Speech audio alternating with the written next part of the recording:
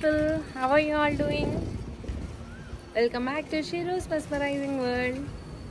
So నేను మీ అందరి కోసము మోస్ట్ రిక్వెస్టెడ్ వీడియో ఇది. ఇంట్లో మసాలాలు ఎలా చేసుకోవాలని అడుగుతున్నారు నన్ను అందరూ. నేను బయట ఏవి వాడను. గరం మసాలా, సాంబార్ పొడి, రసం పొడి, ఇంకా అలాంటి ఏ పొడులున్నా అన్నీ ఇంట్లోనే చేసుకుంటాం మేము. మాకు బయటది వాడడం అలవాటు లేదు. మా అమ్మమ్మ నుంచి అలా తను చేస్తుంది, తన నుంచి మా మదర్, తన నుంచి నేను నేర్చుకున్నా. అలా మేము అందరము ఇంట్లోవే యూజ్ చేస్తాం అనమాట. చాలా టేస్టీగా కూడా ఉంటాయి, చాలా ఈజీగా కూడా చేసుకోవచ్చు, స్టోర్ చేసి పెట్టుకోవచ్చు. సో నేను అలాంటివి మీతో షేర్ చేసుకుందాం అనుకుంటున్నా. అందులో ఫస్ట్ ఇవాళ మీతో సాంబార్ పొడి ఎలా చేయాలో చూపిస్తాను. చూసి నేర్చేసుకోండి, చేసేసుకోండి, అండ్ యూస్ చేసి ఎలా ఉంది అనేటిది ఫీడ్బ్యాక్ మాత్రం మర్చిపోకండి. కామెంట్ సెక్షన్లో నాకు చెప్పండి. సో మనకి సాంబార్ పొడి చేయడానికి first and most important ingredient is ధనియాలు. నేను ఆ కప్పుతో 3 cups ధనియాలు తీసుకున్నా. మీరు ఏ కప్ అయినా యూజ్ చేయొచ్చు. మిగతా అన్నీ కూడా సేమ్ కప్తో మెజర్ చేసుకోవాలి. సో ఈ కప్ సైజు నేను యూజ్ చేసుకున్నాను. నెక్స్ట్ ఇవన్నీ కావాలి మనకి. సేమ్ కప్తో బియ్యము అండ్ గుండు మినపప్పులు, ఇంకా శనగపప్పు సేమ్ 1 cup, అన్నీ 1 cup. 1 cup మెంతులు కొంచెం ఎక్కువ క్వాంటిటీ తీసుకున్నాను నేను, హెల్త్కి మంచిదని చెప్పి. మామూలుగా తక్కువ వేసుకుంటారు కానీ మేము ఎక్కువ వేసుకుంటాం మెంతులు. నెక్స్ట్ 1 teaspoon మిరియాలు అండ్ 1 teaspoon జీలకర్ర. నెక్స్ట్ సేమ్ కప్తో 2 cups కారపొడి తీసుకున్నాను. మీకు ఎక్కువ కారం కావాలంటే ఇంకొంచెం వేసుకోండి. ఇప్పుడు ఇవన్నిటినీ మనము ఫ్రై చేసుకోవాలి. ఆయిల్ ఏం వేయకుండా జస్ట్ అలా అన్నిటినీ సెపరేట్గా ఫ్రై చేసుకోవాలి. ఫస్ట్ నేను ధనియాలని ఫ్రై చేసుకుంటున్నా. మంచిగా గుమగుమలాడే వాసన వస్తుంది, లైట్గా కలర్ చేంజ్ అవుతాయి, చిట్పట్లాడే సౌండ్ కూడా వినిపిస్తుంది. బ్లాక్ అయ్యే కంటే ముందే వాటిని మీరు తీసి ఒక ప్లేట్లోకి ట్రాన్స్ఫర్ చేసి పెట్టుకోండి.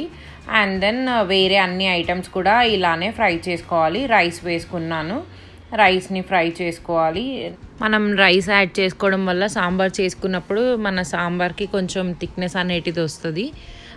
రైస్ కొంచెం కలర్ చేంజ్ అయ్యే వరకు అలా ఫ్రై చేసుకొని ప్లేట్లోకి ట్రాన్స్ఫర్ చేసేసుకోవాలి.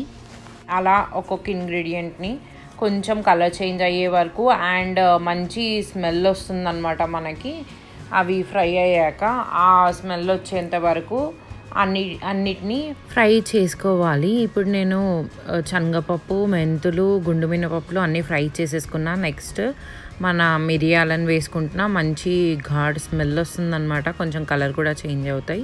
అలా వీటిని ఫ్రై చేసేసుకొని జీరాని కూడా లైట్గా ఫ్రై చేసేసుకోవాలి. ఇప్పటికీ మనం చాలాసేపటి నుంచి అన్నీ ఫ్రై చేస్తున్నాం కాబట్టి మన కడాయి చాలా వేడిగా ఉంటుంది. సో చాలా ఫాస్ట్గా అయిపోతాయి అన్నమాట. ఇలా అన్నిటినీ ఒక ప్లేట్లోకి ట్రాన్స్ఫర్ చేసి పెట్టుకోవాలి. దీనికి మనం పెట్టుకున్న కారపొడిని యాడ్ చేసేసుకోవాలి. ఇవన్నీ కూల్ అవ్వడానికి పక్కన పెట్టుకోవాలి.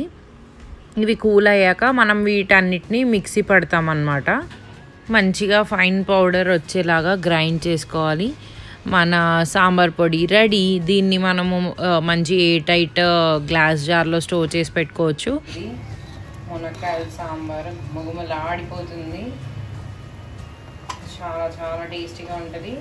నేను యూజువలీ 1 small glass పప్పుతో ఒక 3-4 మంచి రైప్ టమాటాస్ వేసేస్తాను.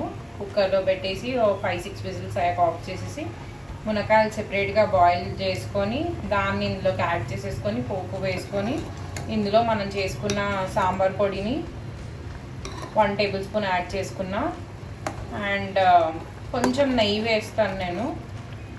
ఇంకా ఉప్పు కావాలంటే కారపొడి కూడా వేసుకోవచ్చు మీకు కారంగా కావాలంటే. ఇదండి మన గుమగుమలాడే సాంబార్ విత్ హోమ్మేడ్ సాంబార్ పొడి. ఇంట్లో సాంబార్ చేసినప్పుడు ఆ స్మెల్కి పక్కింటి వాళ్ళందరూ వచ్చేస్తారనమాట.